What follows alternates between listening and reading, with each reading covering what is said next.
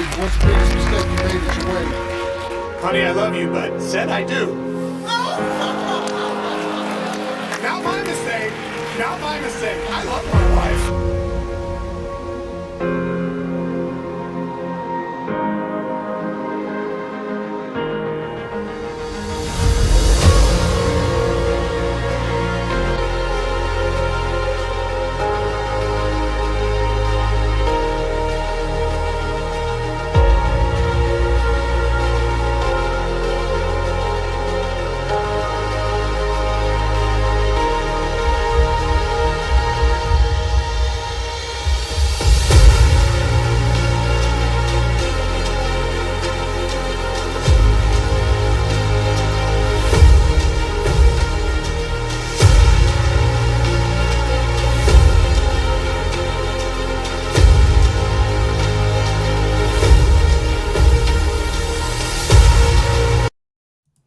Hello everyone and welcome back to another episode of Grizzly True Crime, another live stream with me, Grizzly K. Today we're going to be looking at Rebecca Bliefnick's case. You may have been following, or you may have heard of this Family Feud contestant who's now on trial for his wife's murder, his estranged wife's murder. So we're going to be diving into that case. Consider this layer one, an intro to the case, because it's already been 5 days of trial, including the jury selection. So last week, Tuesday, depending on when you're watching this, was the opening statements and the first witnesses were called. And then Wednesday, Thursday, Friday was day 3, 4, and 5.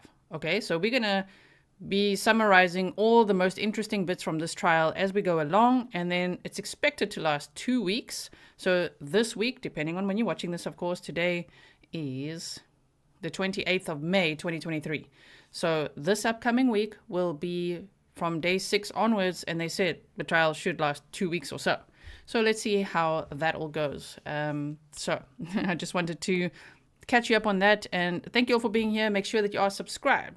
Hit the bell. It might even be a good idea because YouTube's made a lot of changes to unsubscribe and resubscribe, and hit the bell and set it to all so that you don't miss notifications. And remember, if you want a really good notification system, Patreon, it's $1 and you'll always get your notifications there. They're very good. They send it straight to your email address, and most patrons say that's why they love Patreon, because you never miss it.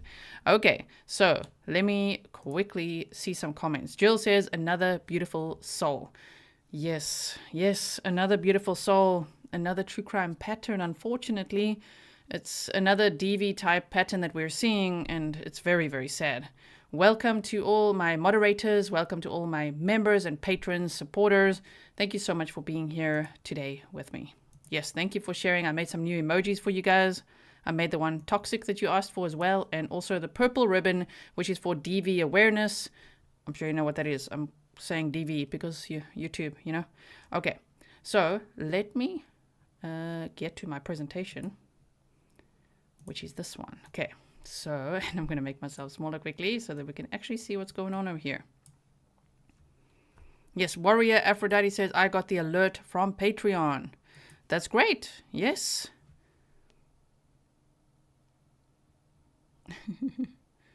Okay. So, here we go. Let's dive into this case.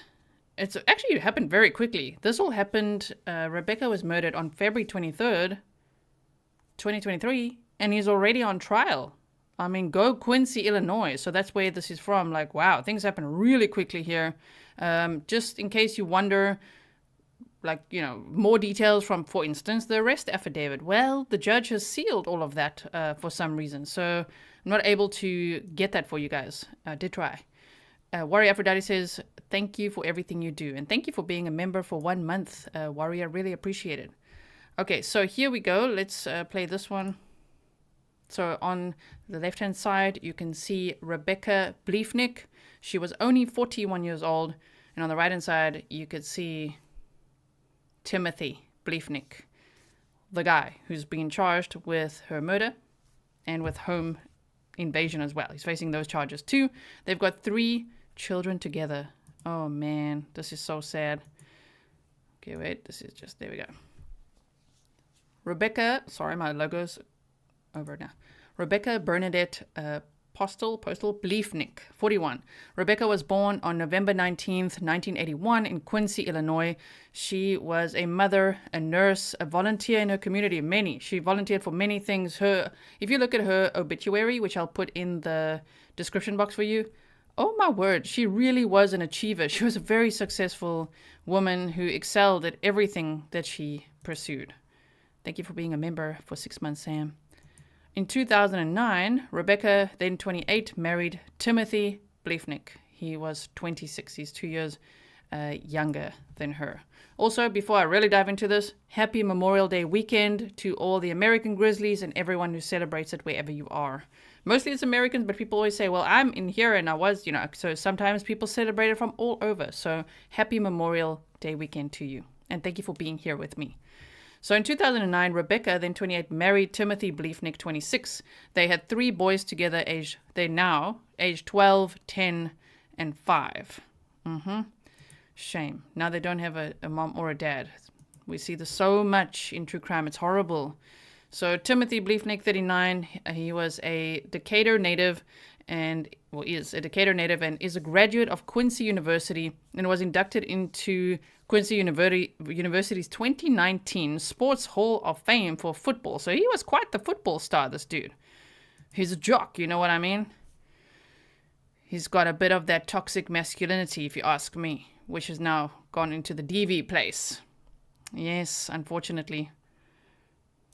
So, Christy, thank you for being a member, and Suziana. If I miss anyone, I'm so sorry. I'm just going to focus here, okay? So, this is him, looking like a normal dude here.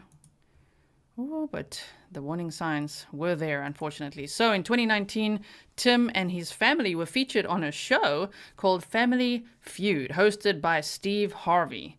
During the show, Steve Harvey asked Tim about the biggest mistake a person makes at their wedding. He answered, honey, I love you, but said, I do. Said, I do. His answer was, what's the biggest mistake that you made at your wedding? His answer was, saying, I do. Wow. That was just horrible. I'm going to get in trouble for that, aren't I? So we are going to look at that clip later. I just first want to work through this presentation. I've got video clips to show you and lots of things as always. In September of 2020. Now this is where the red flag is already flying. And unfortunately, because of DV, the purple ribbon was flying. Yes. Thank you, Chris Hoyt and Sweet Dreams. Thank you for your $3 super sticker. It's so cute.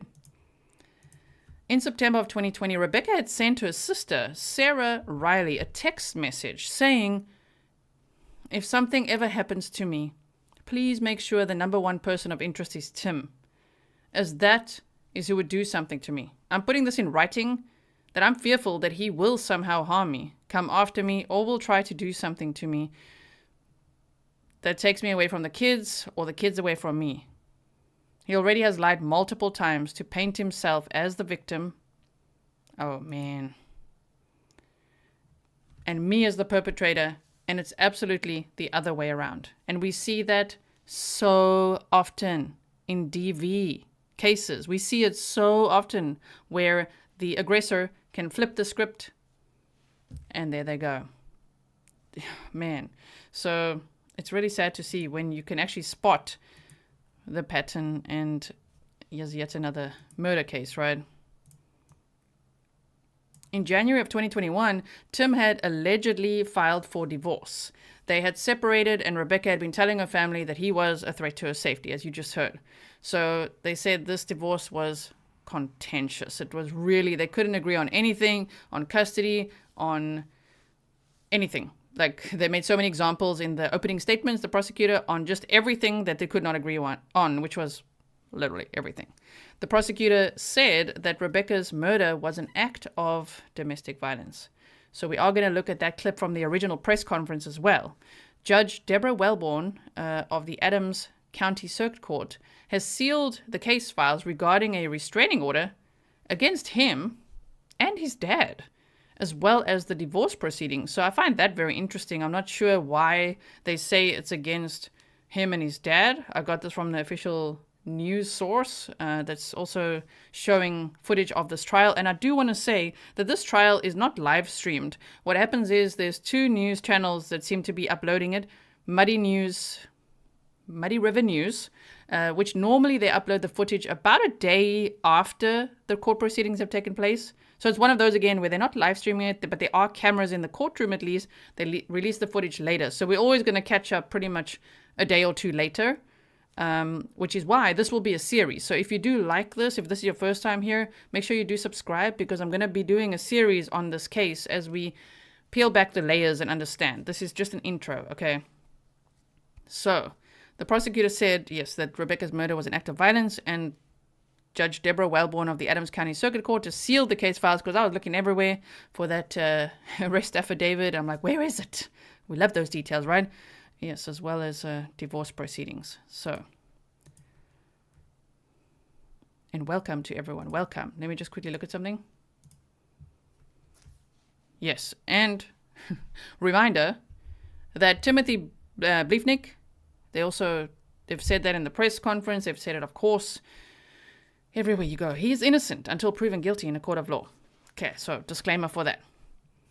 Now, February 23rd, 2023, that's where we're going. This is when it happened. Rebecca was found dead in her 2528 Kentucky Road, Quincy, Illinois home. Now, days before that, she had actually had some surgery. We'll get into more details of all of that. She was already seeing someone else. This couple, they were estranged for about 2 years already, separated, okay, for 2 years already, and battling that divorce. So just keep that in mind. There's going to be more details as we go along over the days. She was shot 14 times and was left on her bathroom floor, and she had attempted to call 911, but it didn't connect from what I've heard so far, because it seems like the phone was knocked out of her hand. Timothy asked Rebecca's dad, so after she was shot, Timothy asked Rebecca's dad to call her to see if she was going to pick the boys up at his house. That's so cruel, man. He went so, like this guy. He's like calling the dad. So if he's the one charged with, right, going in there and shooting her, afterwards he calls her dad and says, hey, can you just check on her? Can you just ask if she's going to pick up the boys? The dad calls her, no answer. He goes over to his daughter's house and he's like, what? And he calls her name. He's looking everywhere for her and he finds her dead on the bathroom floor. I mean, that's just horrible.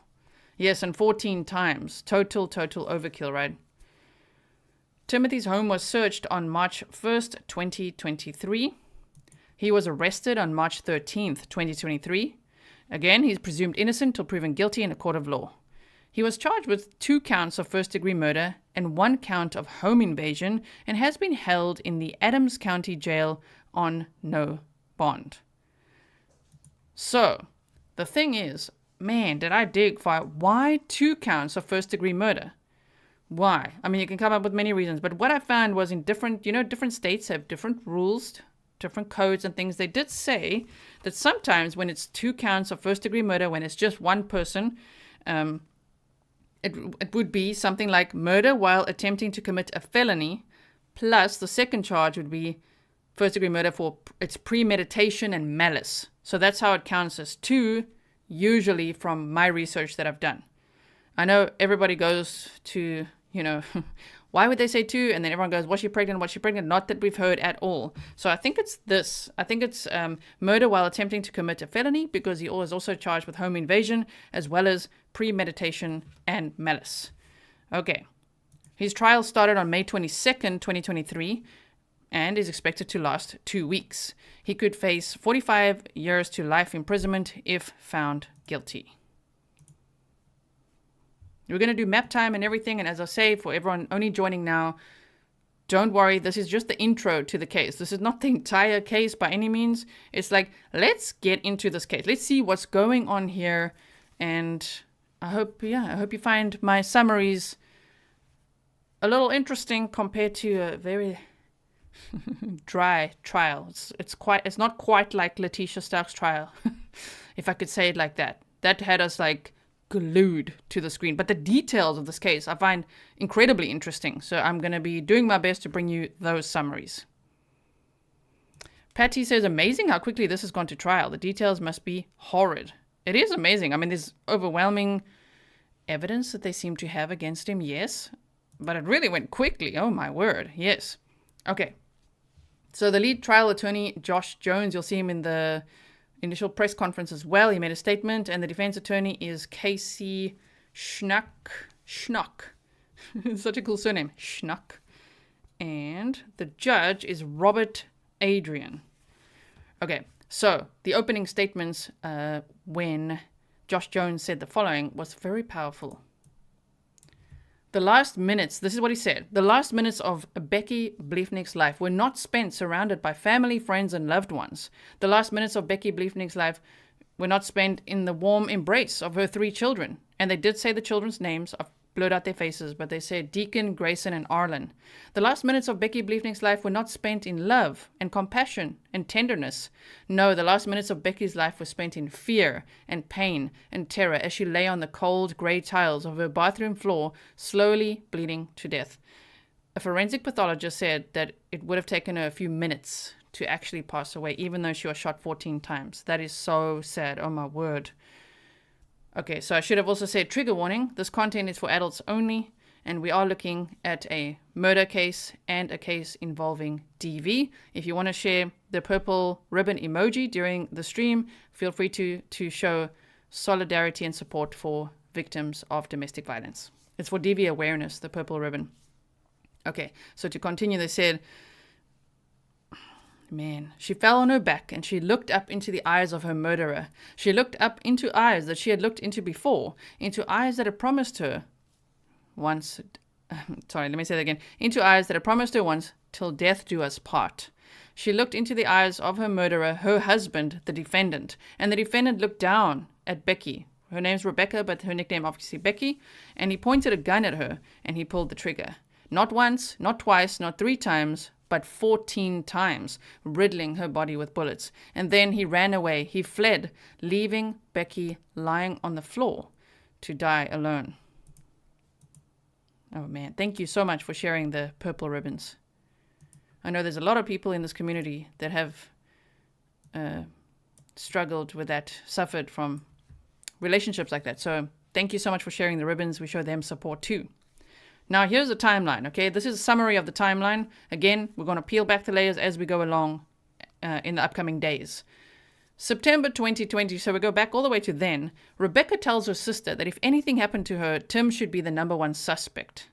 So that goes way back. And that's from when they already separating. They were separated for about 2 years, they say. That's already a big red flag, right? And she says, if anything happens to me, he should be the number 1 suspect. January 21st, 2021, Tim then files for divorce. And he says he's tired of playing her stupid games. You know, so I think he was trying to like one-up her there or something. March 2022, Rebecca told a friend that Tim wanted her to suffer. She said she was super nervous about her safety and what Tim would do. Again, we see that very typically in DV cases. It's very sad. On March the 2nd, 2023, Rebecca was going to be in court. Look at the date, guys. On March the 2nd, 2023, Rebecca was going to be in court to finalize the divorce. When is it the most dangerous in a DV relationship? Really, when the threat of separation exists. Now, they were already separated, but this would be the finality. This would be the divorce. They're done, right? She was meant to be in court. She had subpoenaed witnesses. She was going to present a whole case. Probably, yes, fighting for custody of the children. And he's like, nope, he's going to have the last word there, right? Allegedly. That's what he's been charged with. Just 13 days before this court date, she was killed. And her estranged husband, Timothy, is the person who is accused of murdering her. Timothy had Googled the following phrases. So the only thing that I've seen not missing from this case so far as dumb criminals go, is the life insurance thing. Maybe that'll come out at some point. It seems to be on track for that. Because look what he Googled, okay? How to open a door with a crowbar. And he did enter the home, allegedly, with a crowbar in the upstairs window. So into her bedroom window is what they said. How to open a door with a crowbar. How to make a homemade pistol silencer. And allegedly, he did try to because he put an LD bag over a gun. And the little pieces of plastic from that LD bag were all around her body. How to clean gunpowder off your hands. Average Quincy police response time. Oh, man. Scorpio Mercury Mom says more like Grimathy. Little bit. Paul Sr. says the scumbag didn't deserve her. These Google searches of his, my word. And they detailed even more on day 4. Sure. Now, Whoop is a watch, like an Apple Watch, okay, with an app, like a fitness app, to track all your movements, your heart rate, and everything, the step. So they said, he researched, does my Whoop record the exact times that I wear it? And the guy, I almost said the dumbass, but the guy, he wore that thing all the time. They had 1.5 million data points. He wore it. They could see everything, every activity of every day leading up to, like in the weeks, let's say. That's what they looked at, leading up to the murder. And the only time that he wasn't wearing it, the only time it didn't show activity was these times that we're going to match now, when he was stalking the house and when the murder was committed. Oh, man. How to open a window from the outside. Okay, so in the weeks before Rebecca was murdered, the neighbors were actually concerned about a prowler. And the defense is going with that theory that it's this other prowler, right? The prosecutor said, based on evidence, the random prowler is Tim Bliefnick. On February 13th, so remember the murder occurred on February 23rd, okay? On February 13th, 2023, at 11:44 p.m., Ted Johnson, a man that Rebecca had been seeing. So Rebecca had a new guy that she was seeing, her and her husband, almost. The divorce is almost final. They've been separated for 2 years, right? So Lenny says, thank you for covering this case, Grizzly. Thank you so much, Lenny. I really appreciate that. That's very sweet. So on February 13th, okay, at 11:44 p.m., Ted Johnson, a man that Rebecca had been seeing, visited her at her home. Now, Tim, don't get the names confused. Ted is the new boyfriend. Tim, estranged husband. Tim had Google searched his license plate and VIN numbers to try to find out who he was. You know why? Because he went and stalked the house. We're going to get into it. He saw the truck there. He's like, oh my word, what license plate? Okay, let me find out who this guy is.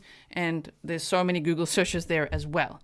So on February 14th at 12:29 a.m., there's a person seen riding a bike south on 20th. Now what I'm going to do is this. And yes, the map. Let's do some map time.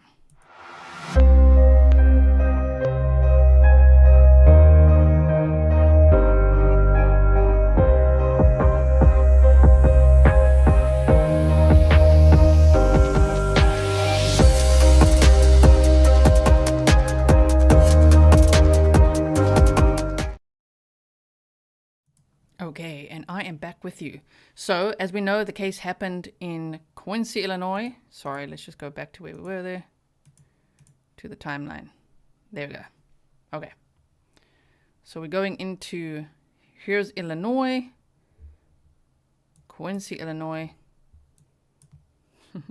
Fury's come to say hello, but we're going to be focusing here. Let me just make this smaller. I just want to make sure you could see it nicely, okay?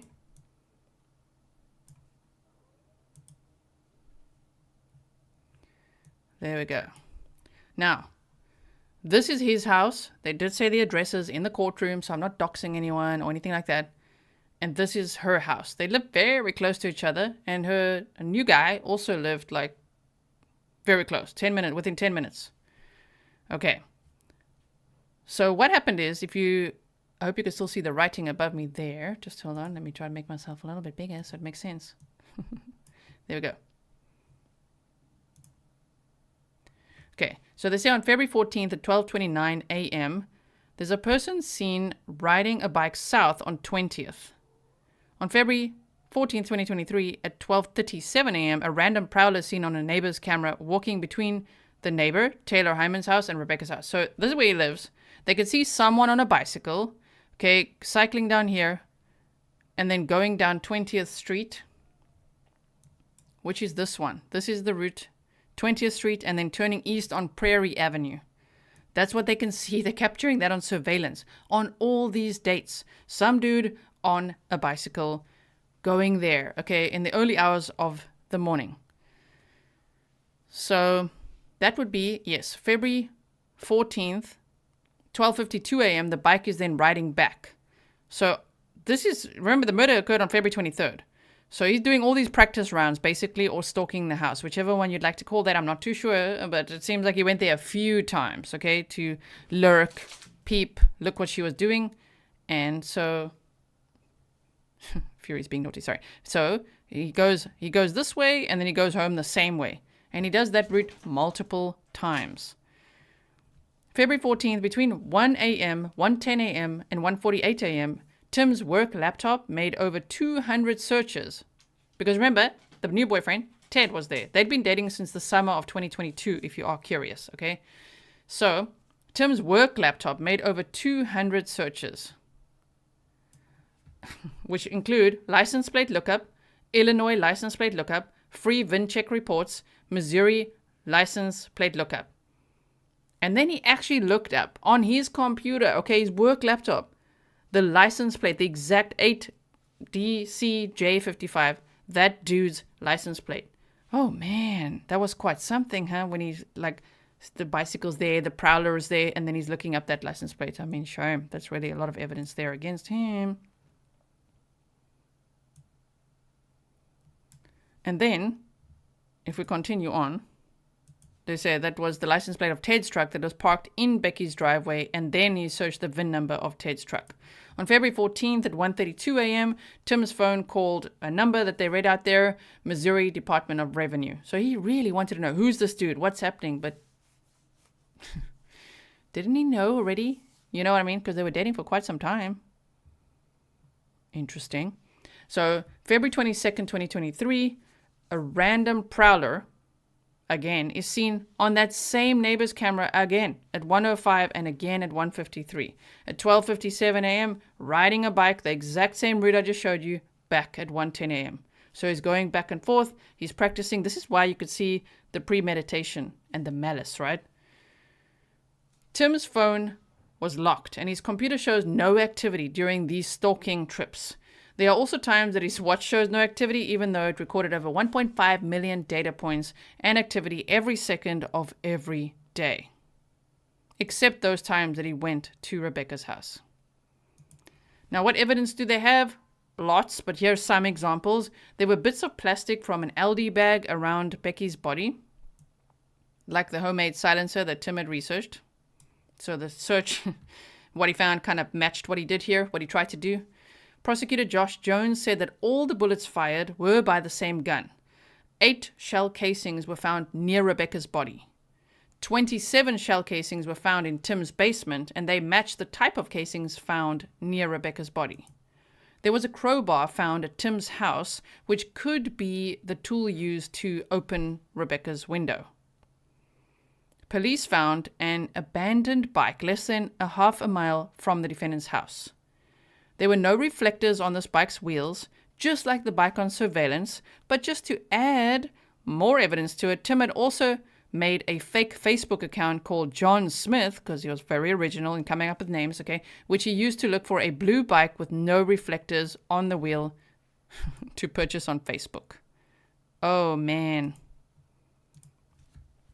So Rebecca's family made the following statement, which I just wanted to share with you. They said, 3 months ago, February 23rd, Becky was murdered. As the trial begins, a new chapter of this arduous journey begins, and we are hopeful it will successfully and swiftly provide justice for her death. We are confident in the Quincy Police Department and the prosecution's legal team, who have not wavered in their pursuit of the truth. Our family will be forever grateful for their dedication. The last 3 months have been the hardest hours, days, and weeks of our lives as we try to wrap our heads and hearts around living without our beloved Becky.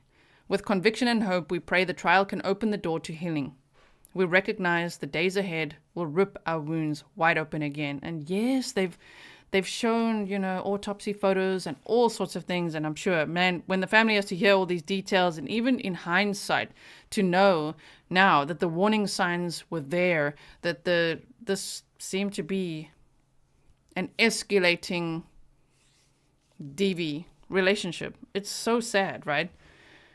Okay, so I think that's it for my presentation. Now I've got some clips to show you. Okay, so I hope that you can hear this. Let me actually just, hold on. I just want to make myself a little bit bigger here so that it makes sense. There we go. What's the biggest mistake you made at your... This was from 2019. Okay, 2019, he participated in this Family Feud show. Now listen what he says. Biggest mistake you made at your wedding? Honey, I love you, but said I do. Not my mistake. Not my mistake. I love my wife. This morning, a local man and one of his brothers had a cool interaction with Harvey.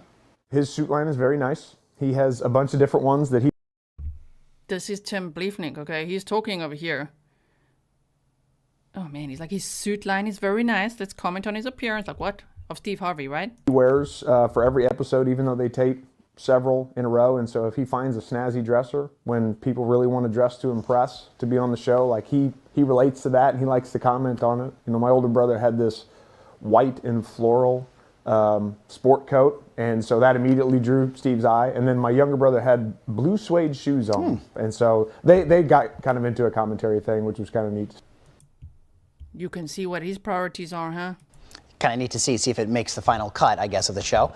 Now, Tim goes on to say that he is kind of nervous about watching the show as he hasn't seen anything yet. They tape for more than an hour, but only 25 minutes make it to air.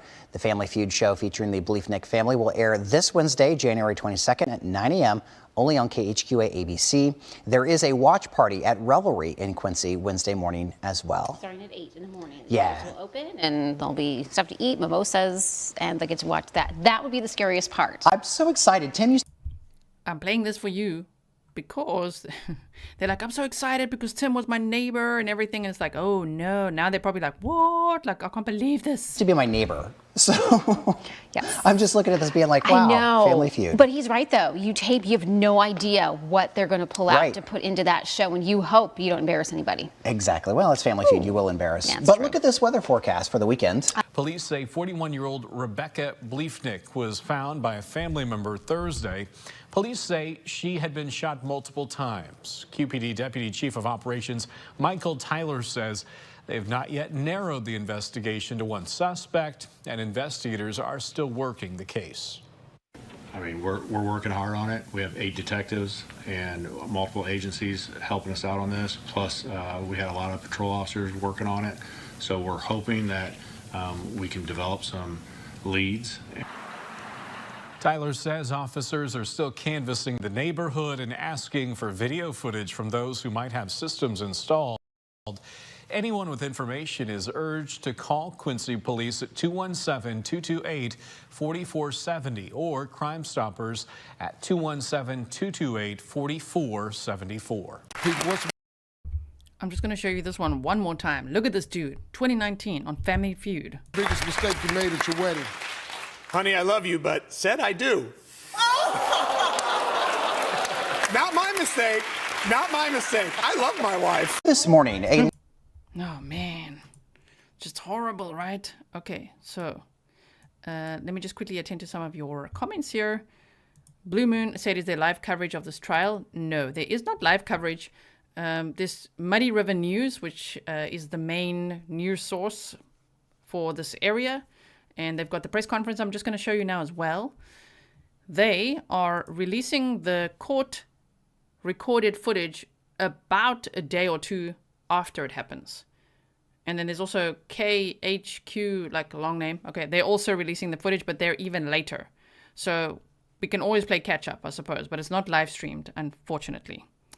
So what I want to show you is this. This is the original press conference from when they arrested Tim Bliefnick. So I just wanted to show you that. Let's just make sure that you can hear it. Non-stop, gathering information, collecting evidence, and piecing together the events that led to Miss Bliefnick's death 2 weeks ago. I asked our community for patience as we worked through this investigation. Today, I have an update. At 8:24 this morning, Quincy Police Department detectives and members of the department's emergency response team arrested 39-year-old Timothy W. Bliefnick of Quincy for a no bond warrant for 2 counts of first-degree murder and home invasion for the murder of Rebecca.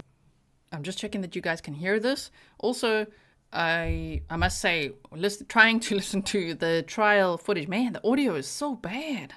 It needs a bit of a Grizzly boost, you know. So if I do show you clips and things from like witness statements and things like that, yeah, I'm going to be boosting that for you, okay?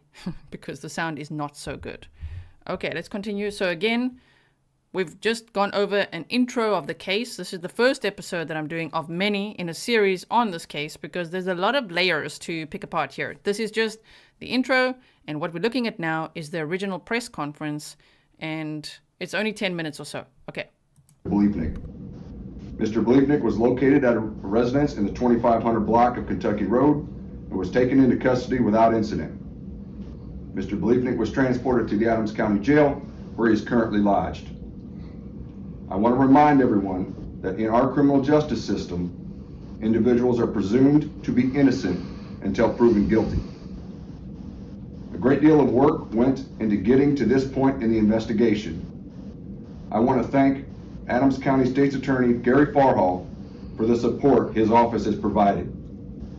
Since the discovery of Ms. Bliefnick's body on February 23rd, lead trial attorney Josh Jones and Assistant State's Attorney Laura Keck have been working alongside our investigators, which is critical during complex investigations. I want to also thank Adams County Sheriff Tony Gertens and his deputies, as well as the Illinois State Police investigators and forensic scientists who have provided their support, personnel, resources, and expertise over the last 19 days.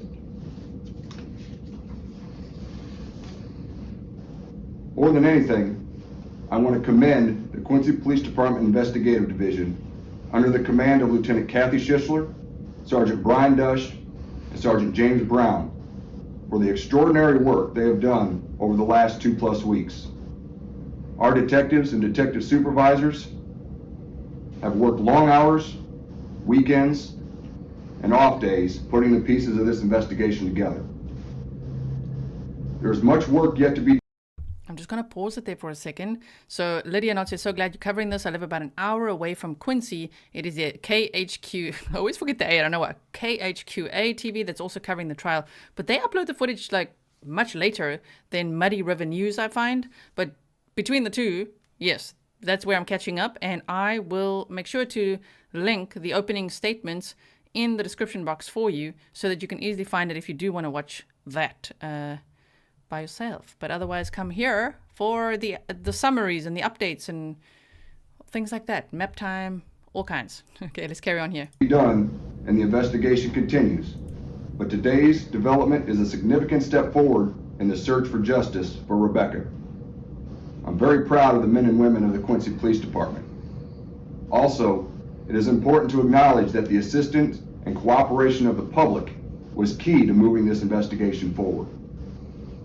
This brutal crime has had the Quincy community on edge and our residents living in fear.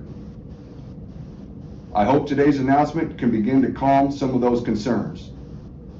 That said, it is good to remember to not become complacent. Make sure you lock your doors. Turn on exterior lights. Be aware of your surroundings and report suspicious activity to the police. These are things we should always do. We must look out for one another and work together to make Quincy as safe as possible. So D. Marie says, who has custody of the children now? The last I read, because this has just happened in February 23rd, 2023. I'm not sure if they're with family now or not, but it would be, you know, the Child Protective Services is what I read. But I don't have an update from like family or anything like that of where exactly they are now. But I feel so bad for them because now their mom has been murdered and their dad is on trial for their mom's murder. It's absolutely terrible. 3 boys, aged 12, 10, and 5, right? Oh, man. Okay. So, and yes, he filed. Someone was asking Blackwood or, oh, hang on, he filed. Yes, there was a big battle between the two, the very contentious divorce. He filed in January of 2021. but they'd already been separated and all that. So I don't know. That just feels, again, like a bit of a power move, a control move on his part, right? Alex Papa, thank you so much. I must look where that's from. Thank you very much. I really appreciate it. I'm just going to put this on a little bit faster. 1.25, okay? To Miss Bliefnick's family, nothing we can do as a police department will ever bring Rebecca back to you and her 3 boys. All we can do is use our tools, talents, and every available resource to bring you justice. Our thoughts and prayers remain with you. As I said, this is an ongoing investigation. Though an arrest has been made, we must remain guarded as to what information is released. As this case moves through the various court proceedings, more information will become available. For now, please forgive my refusal to provide specific details, including those that led to today's arrest. At this point, I would like to turn it over to Adams County State's Attorney Gary Farhall for remarks. Okay, so this is the state's attorney that's going to be talking now, and he especially highlights DV awareness, which I find very good. Thank you, Chief Yates. And oh, not quite yet. We're going to get there.